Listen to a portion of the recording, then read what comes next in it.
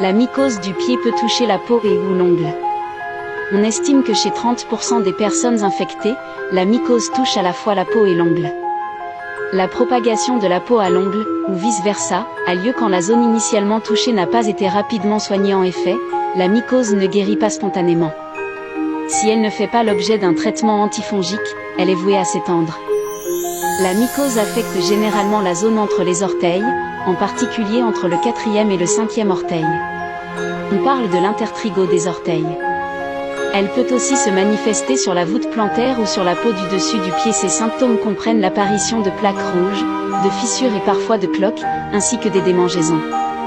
La macération peut donner lieu à de mauvaises odeurs. Les symptômes de la mycose peuvent faire penser à un eczéma, un psoriasis ou une simple irritation de la peau. Si vous n'êtes pas certain qu'il s'agisse d'une mycose, les mycoses sont facilement reconnaissables pour un professionnel de santé. Ce dernier pourra confirmer le diagnostic par une simple observation du pied. En cas de doute, il pourra effectuer un prélèvement sur l'ongle pour définir le type de champignon en cause et vous proposer le traitement adéquat. Éliminer une mycose du pied peut être un travail de longue haleine. Il faut généralement plusieurs semaines pour obtenir une réduction des lésions puis venir complètement à bout de cette infection.